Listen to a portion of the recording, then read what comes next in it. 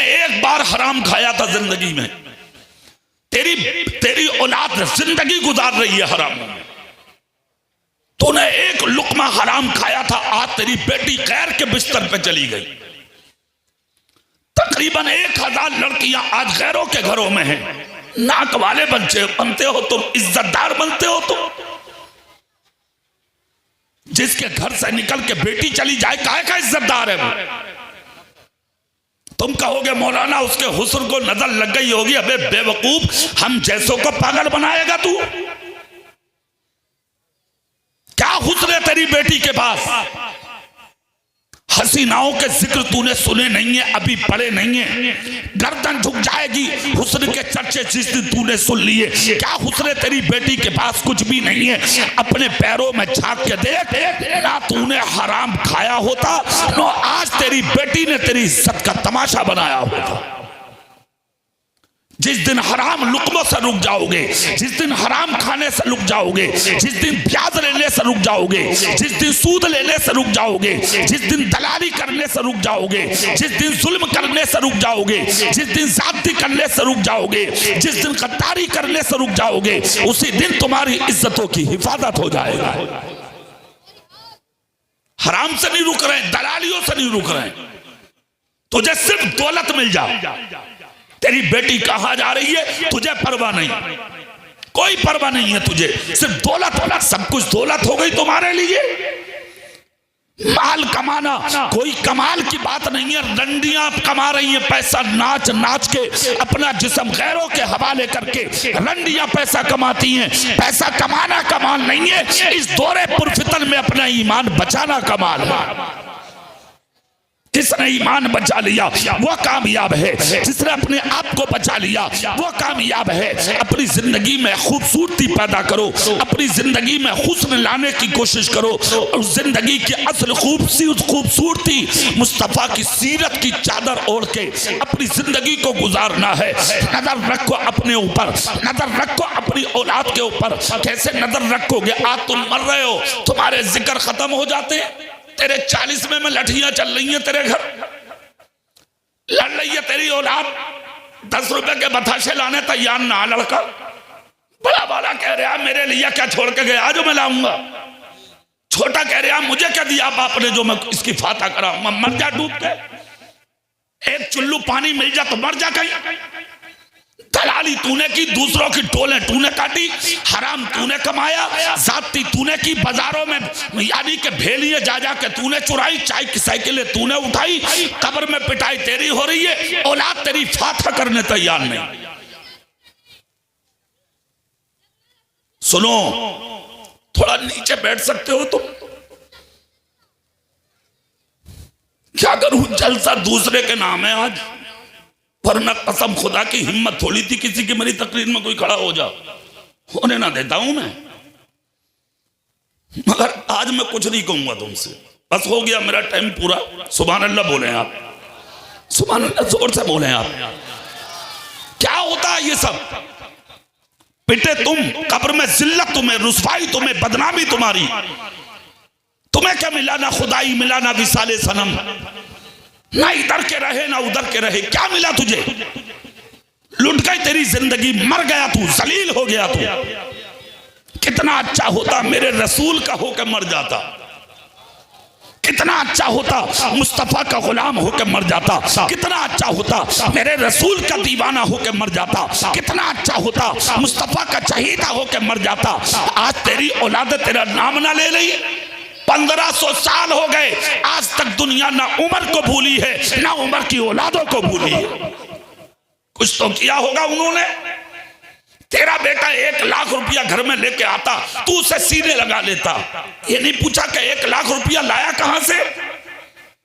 दलाली की है, जिना किया है, किसी की बेटी की इज्जत पे डांका डाला है, किसी की जमीन पे कब्जा किया है। क्या करके लाया है 1 लाख रुपया? कभी पूछा?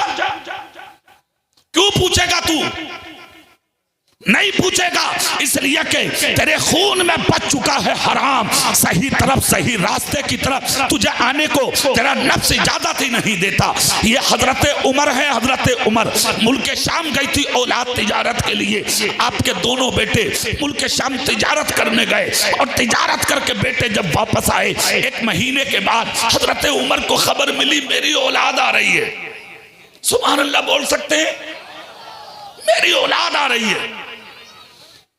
बाप ने अपने बेटों के आने की खबर सुनी तो मक्के के मदीने के बाहर निकल गए, खड़े हो गए। देखा, आप बाप की नजर देखे, दुनिया अपने आती हुई औलाद को देखती है। मेरा बेटा आया है, मगर हजरत उमर अपने बेटों की गठरी देख रहे हैं। माल की गठरी के मेरा बेटा गठरी कितनी लेकर आया है, पोटली कितनी है, माल कितना। हजरत उमर के बेटे जब दोनों घर में दाखिल हुए तो हजरत उमर बोले बेटे एक बात का जवाब दो। कहा किस बात का? कहा ये बताओ मदीने वाले साथ में थे? बोले हाँ। पूरा महीना? बोले हाँ। तिजारत साथ में थी? बोले बिल्कुल। कहा तुम्हारी पोटली में वजन ज्यादा क्यों है? तुम्हारी पोटली बड़ी क्यों है? मदीने वालों की पोटली छोटी क्यों है? जब साथ में थे तो तुम्हारा माल ज्यादा क्यों? बाप को तो खुश होना चाहिए था, मां को तो खुश होना चाहिए था, माल ज्यादा है। मगर नहीं, इतना जब कहा तो बेटे खामोश। मां आगे बढ़ी, पानी लाई, बेटों को पिला दूं। उमर बोले रुक जा, इस घर के मटके का पानी बाद में पिलाऊंगा, पहले पूछूंगा कि ये माल ज्यादा क्यों है।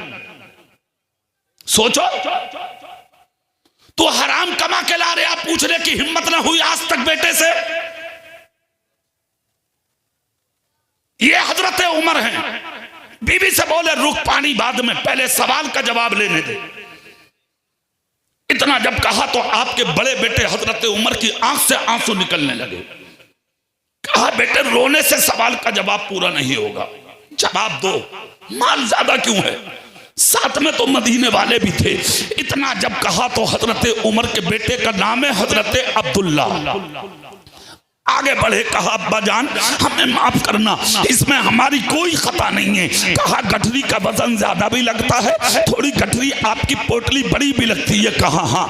कहा कैसे? कहा हुजूर हम जब मुल्क शाम में पहुंचे तो जो साथ में थे मदीने वाले, उन्होंने मुल्क शाम के बाजारों में ऐलान कर दिया, ऐ लोगो आओ आओ हमारे करीब, हमारे साथ में, हमारे काफिले में, हमारे गिरोह में अमीरुल मोमिनीन के बेटे भी हैं, उमर के बेटे भी हैं, खत्ताब के बेटे भी हैं। मदीने के मुसल्ले पर मुस्तफा जान रहमत के जो आज इमामत करता है उसके बेटे हमारे काफिले में शरीक हैं। जब आपका नाम लोगों ने सुना तो हमें माल में तिजारत में फायदा ज्यादा दिया, इसलिए हमारी पोटली अब्बा बड़ी है और मदीने वालों की पोटली छोटी है। हजरत उमर बोले ठीक है। मदीने में जितने लोग मुल्क शाम गए थे सबको उमर ने फौरन अली के बुलाया, सबका माल मंगाया, सबके माल का वजन किया।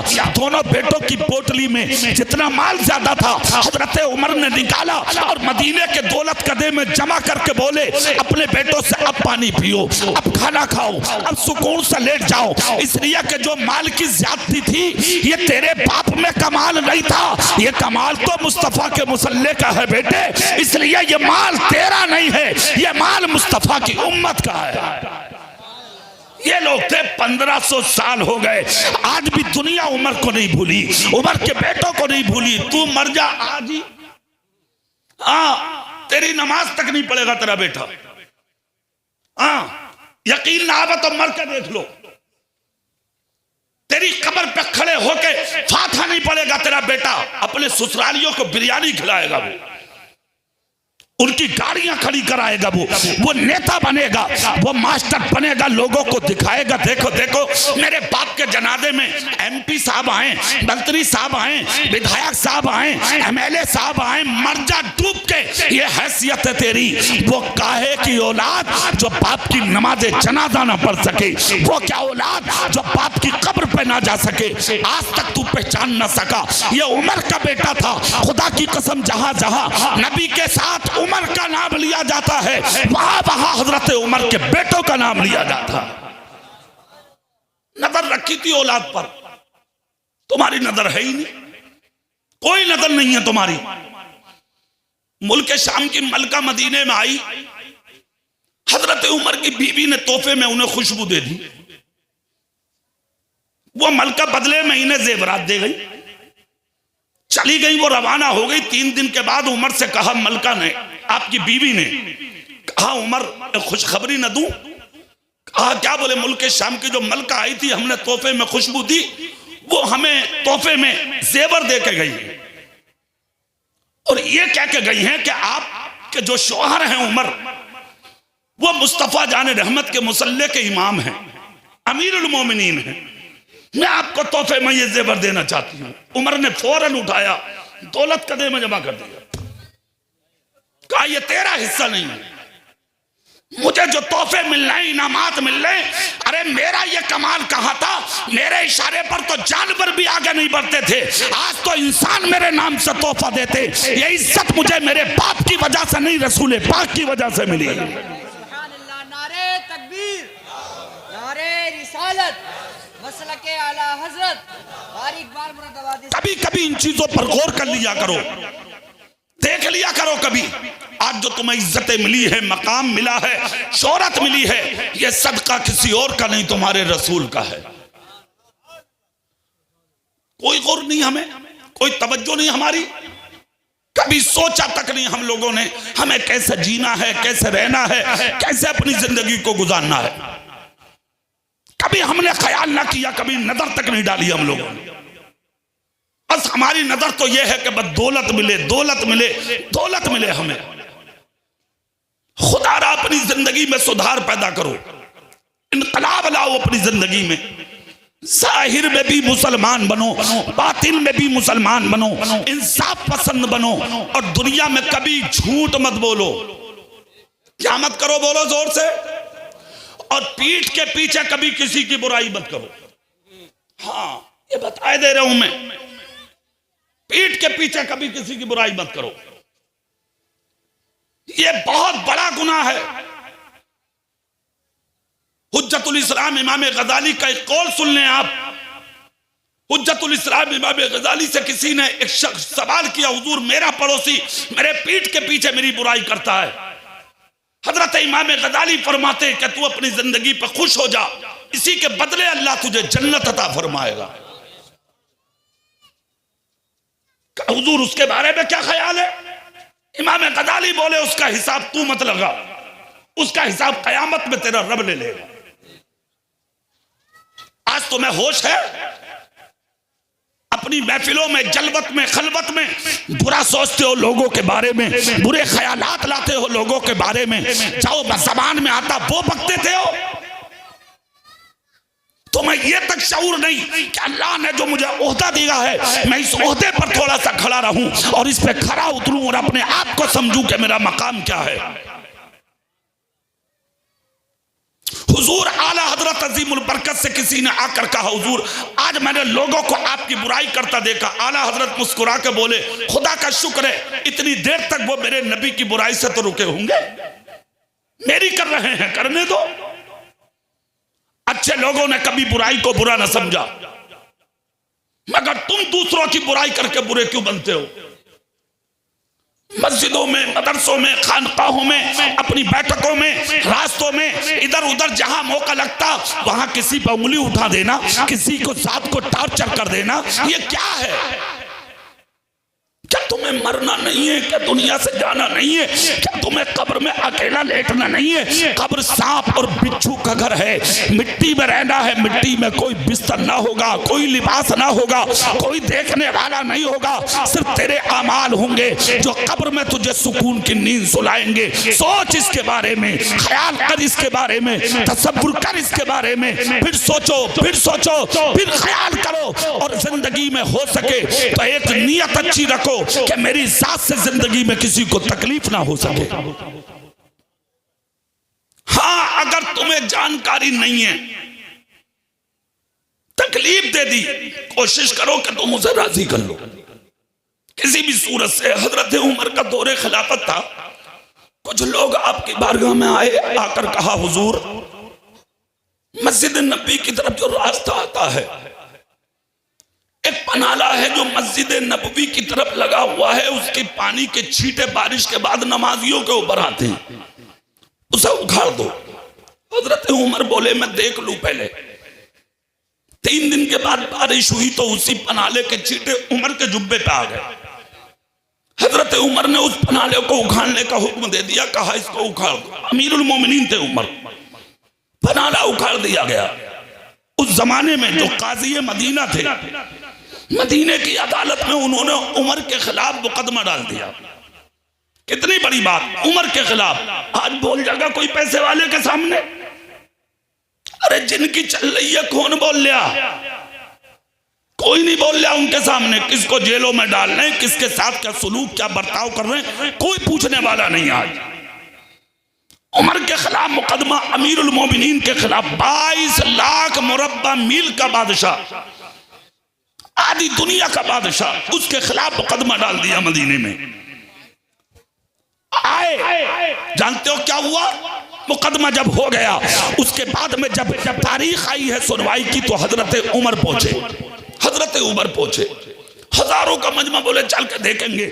आज उमर की पेशी है, एक तरफ से मालिक मकान, दूसरी तरफ से उमर, एक तरफ बीच में सारा मदीना। हजरत उमर जा रहे हैं, जाकर अदालत में खड़े हुए वकालत करना चाहते थे उमर। वक्त के हाकिम काजी मदीना ने कहा उमर रुक, वकालत आप नहीं करेंगे, वकालत वो करेगा जिसने तुम्हारे खिलाफ मुकदमा किया है।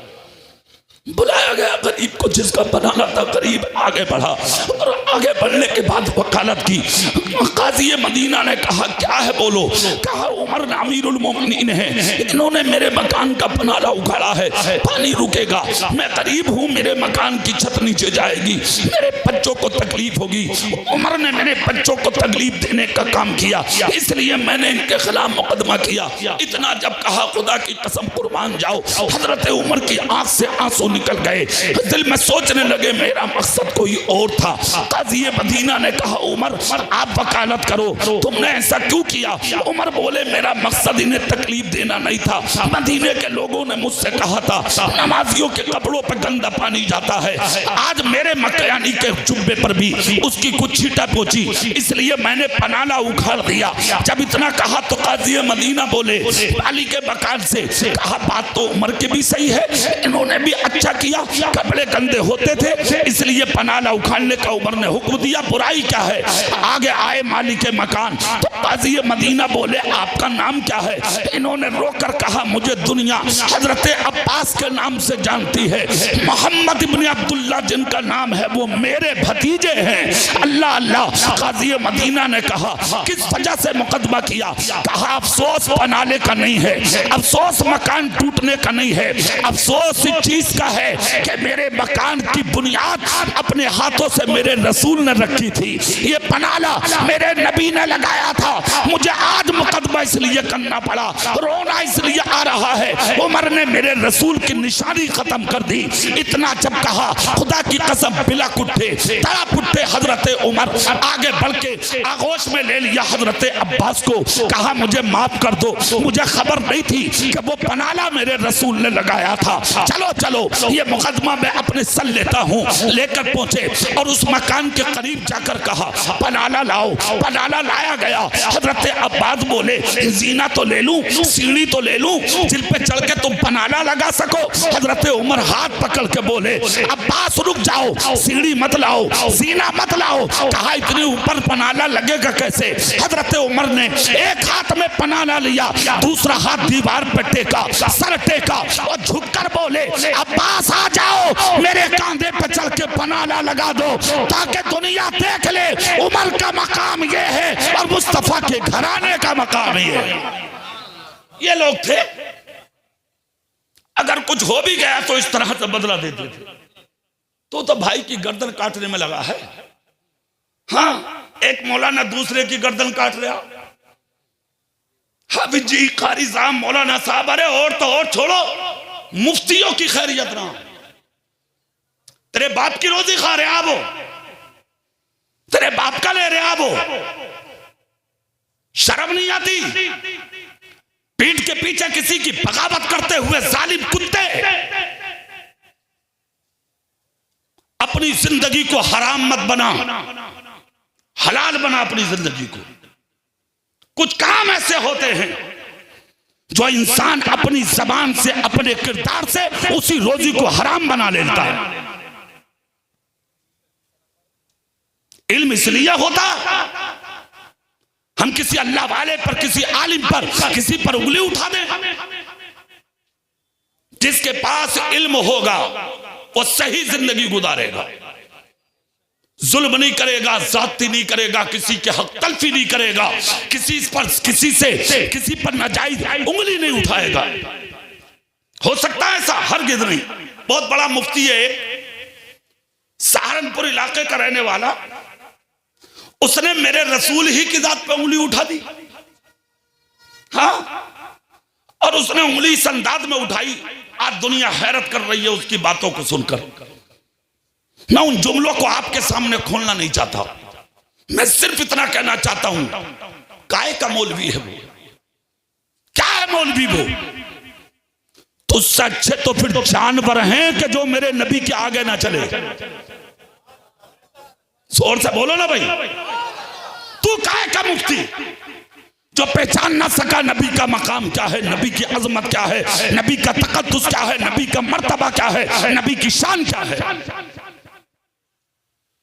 इल्म का मतलब होता है जानकारी।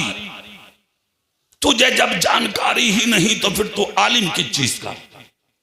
हुजूर गौसे पाक से किसी ने पूछा, सरकार आलिम किसे कहते हैं? कहा जानने वाले को। कहा हुजूर जिसे अपने अंदर की जानकारी ना हो?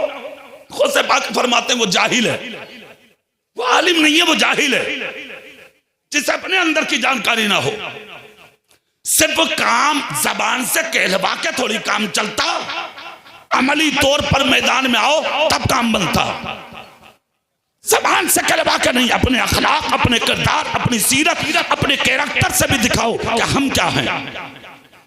मैं तो अपने सुन्नी भाइयों से कहूंगा, आप सही रास्ते पर आओ। वो मुफ्ती, वो मौलाना क्या कहता है वलियों के बारे में, नबियों के बारे में, सहाबा के बारे में, ताबईन के बारे में, उनको कहने दो, उनको पकड़ने दो, उनको भौंकने दो। किसी की हिम्मत नहीं है जो मेरे रसूल की इज्जत को घटा सके, इसलिए कि मेरे नबी की इज्जत को बढ़ाने वाला मेरा परवरदिगार है।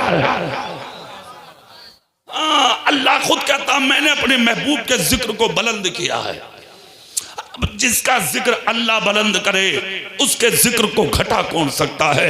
दुनिया के चंद मौलाना मुफ्ती अगर चाहें हम नबी का जिक्र घटा दें, वो खुद घट जाएंगे, मेरे नबी के जिक्र को नहीं घटा पाएंगे। चलते चलते आपसे मैं वो जुमले बोलूंगा, उनकी बात उनकी तरफ रहने दीजिए। वो क्या कर रहे हैं उनको कहने दो। हमें नबी से मोहब्बत करना है, हमें रसूल से इताअत करना, रसूल पाक की इताअत करना, अपने नबी का कहना मानना, अपने रसूल की सीरत की चादर ओढ़ के अपनी जिंदगी को हमें गुजारना है। मरना है हमें एक दिन, दुनिया से जाना है हमें एक दिन उठनी है, यानी कि हमारा जनाजा उठना है, हमें कब्र में जाना है, ये कंपलसरी है। मरना तो है ही, ऐसे हो के मरो कि जिस दिन मरो दुनिया जनाजा देख के मुस्कुरा दे और ये कह दे कि किसी गद्दार का नहीं, मुस्तफा के वफादार का जनाजा है। जिंदगी हसीन बनाओ, जिंदगी खूबसूरत बनाओ, जिंदगी अच्छी बनाओ। आज के माहौल पर नजर डालो, आज दुनिया तुम्हें देख के भाग रही है। क्यों भाग रही है? आखिरी बात सुनिए, मेरे रसूल के एक सहाबी नाम है हजरत लुबाबा, सुभान अल्लाह बोले इनके नाम पे। मेरे रसूल ने मदीने में ऐलान किया है, एक जंग की खातिर लोग निकल के आए। सारा मदीना सिमट के आ गया नबी के पास। हजरत लुबाबा पे माल कुछ ज्यादा था, ये नहीं आए। अब नहीं आए, जंग में तो अल्लाह ने फतह दे दी, कामयाबी दे दी अल्लाह ने, जंग में इज्जत दे दी अल्लाह ने जंग में। 3 दिन के बाद जब वो अपने घर में दाखिल हुए तो इनकी बीवी ने इनसे चेहरा फेर लिया, बेटी ने चेहरा फेर लिया, बेटों ने चेहरा फेर लिया, खानदान वाले अलग हो गए। यहां तक कि जो बकरियां ये पालते थे वो बकरियां इनके कहने से जमीन से उठने तैयार नहीं थी। इन्होंने सोचा कि ये हुआ क्या। सारे लोग अलग हो गए, रुख फेर लिए लोगों ने, लोग अलग होते चले गए, यहां तक कि पूरे मदीने ने इनसे बोलना छोड़ दिया।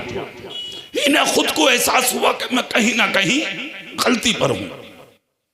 दिल में फौरन आया कि अरे मेरे नबी ने बुलाया था और मैं अपने रसूल के पास ना जा सका था, शायद आज उसी की वजह से दुनिया मुझसे मुंह फेर रही है। जब इन्होंने अपनी खता पर एहसास किया, मस्जिद नबवी में पहुंचे, अपने हाथ इन्होंने मस्जिद नबवी के सुतून से बंधवा दिए और अपने हाथ मस्जिद नबवी के सुतून से बनवा के इन्होंने रोना शुरू कर दिया कि मुझे रोता हुआ मेरा नबी देख ले, मेरा रसूल देख ले, मुझे रोता हुआ मेरे आका देख ले। रोते रहे, गड़गड़ाते रहे, खून के आंसू बहाते रहे, यहां तक कि वो वक्त भी आ गया। कौन सा वक्त आया?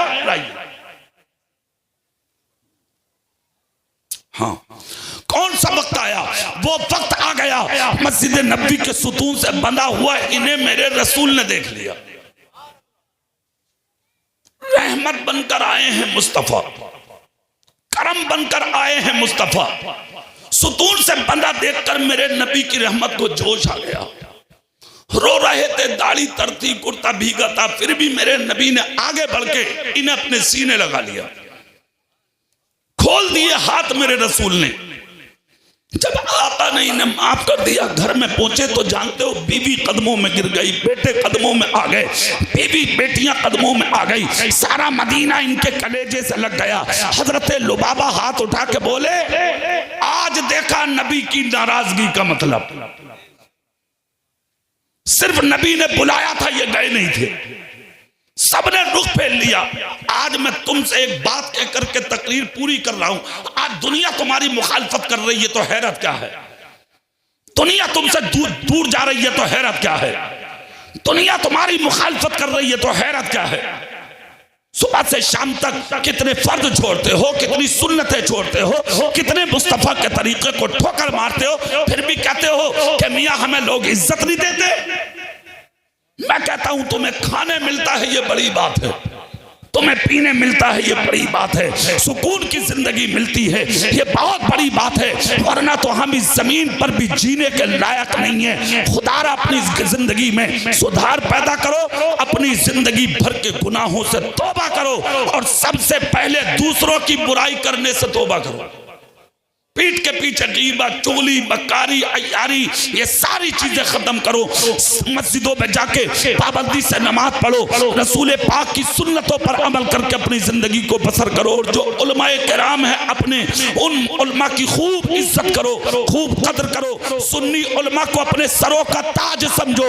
मसाजिद के आइम्मा, मदारिस के मुदर्रिस, खानकाहों के सज्जादगान, उनको खूब इज्जत दो, खूब मकाम उनका बनाओ, ऊंचा करो। इसलिए कि जो दूसरों को इज्जत देता है उसको अल्लाह कभी जलील नहीं होने देता है।